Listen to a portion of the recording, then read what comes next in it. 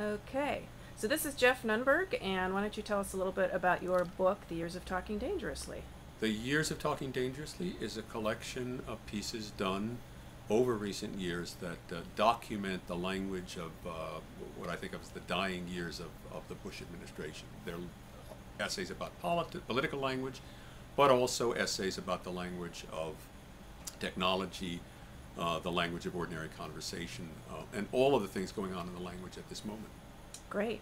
You don't happen to have, off the top of your head, a favorite phrase or word for the Bush administration that you want to share with us? Anything in favorite particular? phrase from the Bush administration? Sectarian strife aimed at expressing differences was Tony Snow's word that he offered in place of civil war for the violence in Iraq a few years ago. Yeah, and that's quite an amazing one. Anything else that pops to mind, or?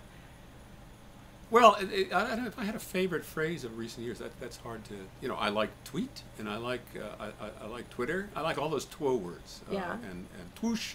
And, and tweezer, which is a word I made up for people who on Twitter who are over 50 years old. I like that a lot. And you think that Twitter is going to continue, and you think it's a good thing? Oh, I think it's a terrific thing. I mean, everybody's talking about the way in which technology is going to be the ruin of the English language. Here are all these people having to compress their thoughts into 140 characters. It's pith, it's conciseness. How could it not be a good thing for the language? I don't know. Yeah, I think a linguist would want to have more words rather than less words and characters. We want fewer but better words.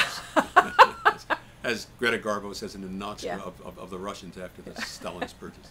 So if it were up to you, in the year 2009, up to date, what would be your word of the year?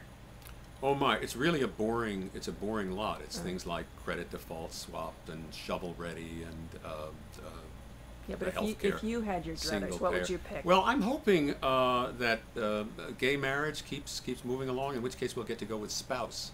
Yeah. But at this point, I don't see anything really interesting or exciting, but hey, we've got half a year left.